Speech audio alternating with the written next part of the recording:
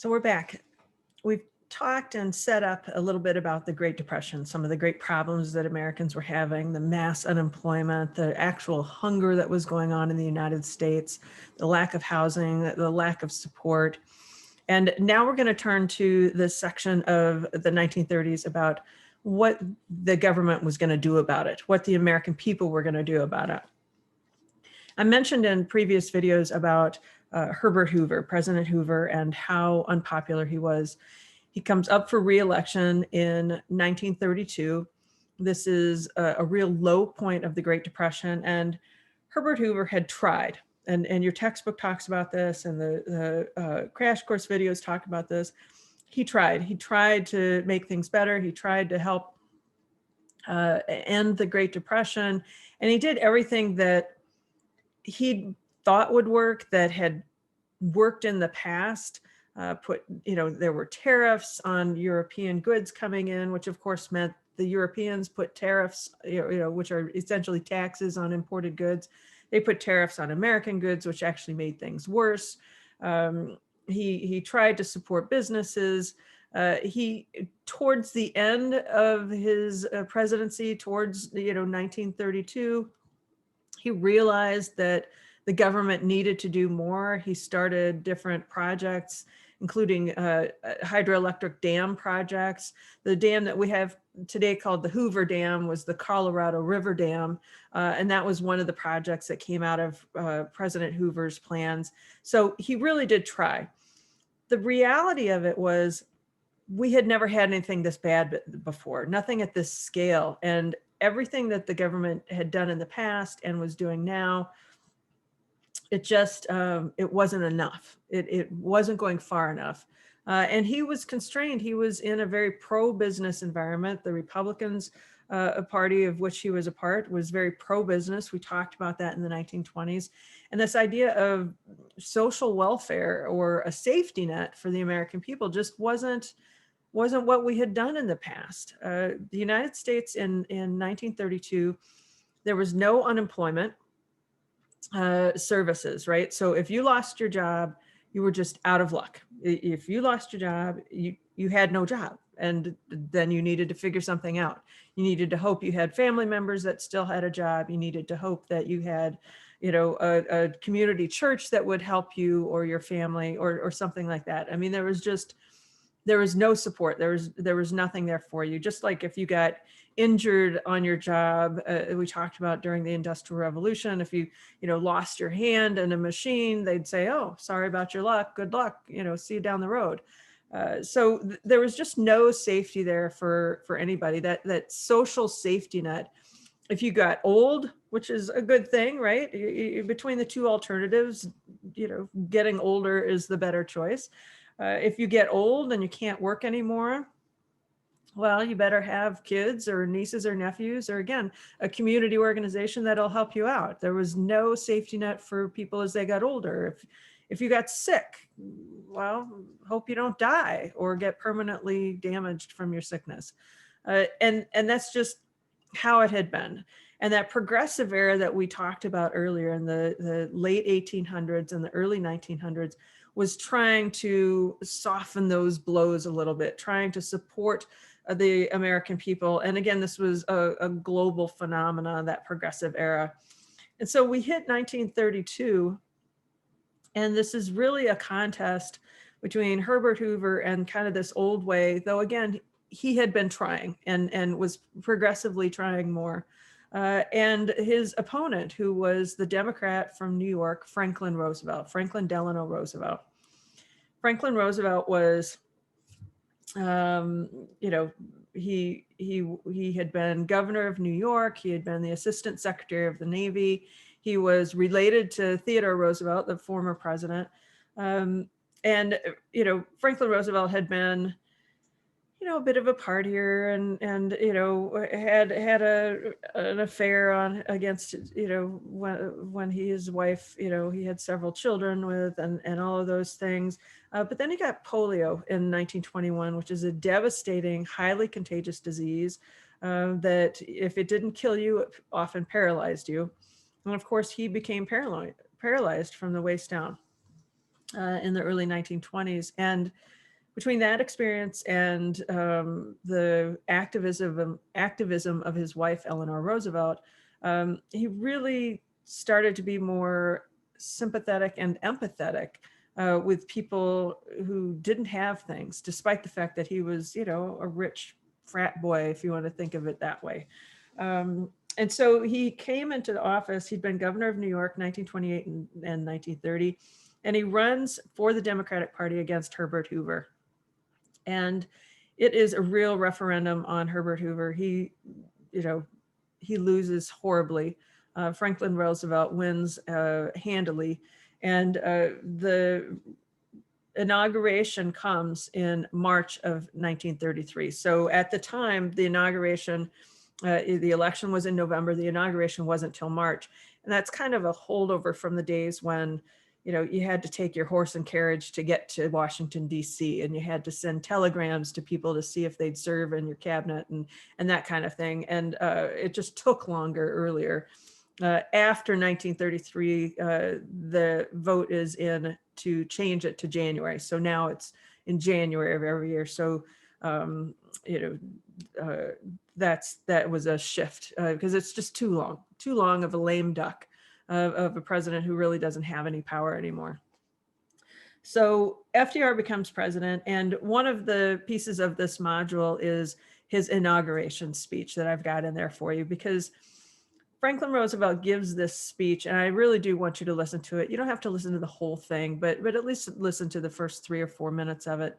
And he really believed that perceptions were key. This idea that if people believe the world is falling apart around them and there is no hope, there will be no hope, and the world will continue to fall apart. But if people have this perception of possibility and this perception of stability and this idea that maybe we really can do this, then they'll make it happen, right? That change will come. And so he goes into this presidency with this very powerful idea of convincing the American people that America really can recover from this. And I want you to listen for this line in that inaugural address that in which he says, "The only thing we have to fear is fear itself." Right? This idea that you know, we got to stop being afraid, and we got to start taking some risks and moving forward and taking action. And it's really a great speech. It's considered one of the greatest inaugural addresses ever. And he gives that inaugural address on March 4th, 1933. And he starts working right away. And, you know, where traditionally you see a president, you know, is inaugurated, and then there's all sorts of parties and dances and things that go on for days. He said, no, we're going to start to work right away. So he was inaugurated March 4th, March 5th. He's in the office and they're working, and they've got things happening right away. One of the tools that he uses is what's called a fireside chat. And I'm going to actually, I'm going to share a screen. I'm trying a different technology. I hope this works for us. I'm going to try this whiteboard through Canvas and see if it works. All right. Do text, and I like blue. All right. So hopefully this will work. So we're going to talk about FDR and the New Deal today. So one of the things he does to convince the American people that we really can do this, and to really just kind of reassure them that we're there, is he has what's called these fireside chats. Right? These fireside chats. And if you think about it, we talked about the technology of the 1920s and all these new opportunities and how important radio was, right? The idea that radio is such an important part of it, and that more and more American homes have the radio. And oh, are you kidding?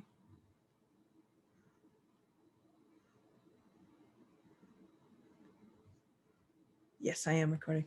I'm so sorry. We're just going to skip over that. I thought I wasn't recording. So we are recording, so we're good. But this idea that most American families have the radio.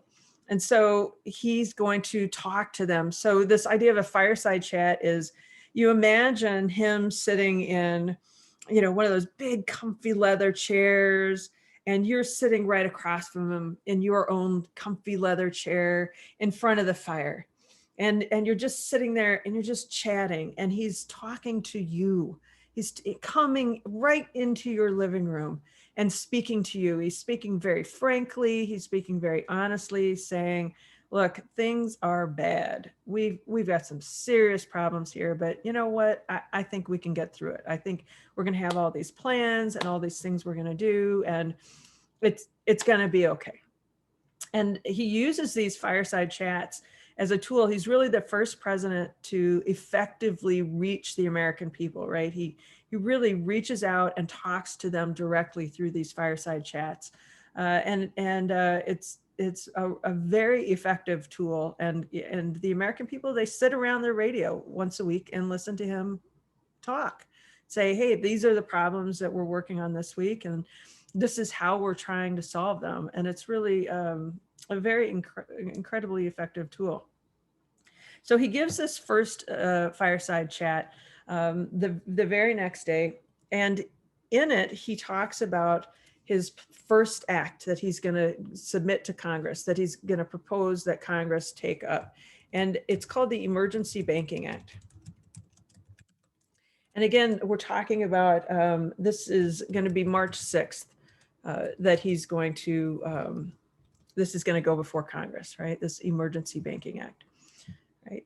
So what's happening with banks in the United States is you've got banks are failing. They're failing all over the country. And where today we have banks and we have protections, right? You don't ever hear of banks failing. 20 years ago, you heard about the savings and loan, maybe 30 years ago, the savings and loans in Texas as part of it. But banks just don't really fail today. Well, in 1933, 1932, banks were failing right and left. They were failing at the rate of 100 a month. From the Christmas of 1932 to inauguration, so that's 1,000 a month, you have something like 3,000 banks that are going to close. The significance of this, right? It's like, oh man, that stinks. It's a bunch of banks closing. It's not bank branches that are closing. It's not just, oh, they closed my Chase on the corner here. It's people would deposit their money in the bank, and the bank would have that money. And if the bank closed their doors, the money was gone. People didn't get their money back. It was just gone. There was no protection. There was no nothing. So you have people who are, if they're worried that their bank is going to close, then they're going to go to their bank and they're going to try to take all their money out. And if they take all their money out, then somebody else is going to go take all their money out. And pretty soon the bank runs out of money, because banks don't keep all their cash on hand. They take in money and then they loan the money out, right? They loan it to Joe to build his bakery. They loan it to Jane to build her house, right? And until they call those loans in, they don't have all that cash on hand. If you've ever seen It's a Wonderful Life, they explain that very clearly in that when George's savings and loan, there's a run on his savings and loan, and he explains it to him. That's a great scene to understand it. So when these banks close, the people who have been saving their money and putting their money in the bank, they lose everything. So you have millions and millions of dollars in deposits that are just lost. So even if people had been conservative with their money in the 1920s, even if they hadn't gone into debt, even if they hadn't bought that 4-slice toaster, but they'd saved their money to pay cash and put it all in the bank, and the bank closed, they lost it all. Right? So you can see how this is going to devastate the economy. With every bank that closes, more and more Americans are losing everything that they have. And it's just this totally horrific thing for the economy and for the American people. So what FDR does is he says, look, let's have this plan, part of this New Deal, right? This program of acts that are passed in the 1930s under Franklin Roosevelt, this New Deal for the American people. This first act is this Emergency Banking Act. And the plan is, and he explains all this in his fireside chat, the plan is that they're going to close all the banks, right? It's going to be a banking holiday. They're going to close all the banks in the country, right? They're just not going to open on Monday morning. And then they're going to send federal officers into the banks, federal inspectors into all the banks to look at the bank's books. So that, okay, is this bank solvent? Is this bank economically stable? And if they are, then they get the big stamp of approval from the federal government. And then they get to reopen. So what this does is it makes people believe that their bank is stable, right? This is a big gamble. So the government is going in and saying, this bank is okay, right? Your local bank is stable. They're solvent, their books are straight, they're going to be okay. With the hope that people will leave their money in the bank, which is going to make the bank be okay, and maybe even deposit more money into the bank, which is going to make the bank okay. And believe it or not, it works. The government goes in, tells people these banks are okay. Now, there are some banks that don't reopen, right? Some banks that aren't okay. But they go in, and the banks that are okay, the people regain their faith. Now, a second part of this is in March of 1933. And to tell you how much trouble things were in and how important it is if you've got, the House and Senate, the same political party as the president, this Emergency Banking Act passed in 10 minutes in Congress, which shows that they really can get things done when they need to. But they pass a second act that's connected to it later on in June of 1933. I'm just going to type it here so you can see it. The Glass-Steagall Act. This is June of 1933. So just a few months later. And what this act is the sister act of it, and it creates the FDIC. And do you know what that is? The FDIC, the Federal Deposit Insurance Corporation. Right. The FDIC, the Federal Deposit Insurance Corporation. Right. So today, if you go to a bank, you'll see a little sticker in the window, right? Any bank, and the credit unions like DATCU here in Denton credit unions have their own version of this. But this is the federal government putting saying, okay, this bank is stable. We look at their books every once in a while, and we are giving an insurance against their deposits. So if you put your money in a bank and the bank closes, the federal government will insure the money that you put into that bank. It's only up to a certain amount, but it's a pretty high amount. And then your money is stable. And so this creates a sense of stability in the banks, and it makes the American people believe that the banks are stable. Okay. So I'm going to pause here and we'll break it off, and then we'll continue on with more New Deal legislation in just a minute, but I don't want the video to get too long. All right, so come back to me to learn more about the New Deal.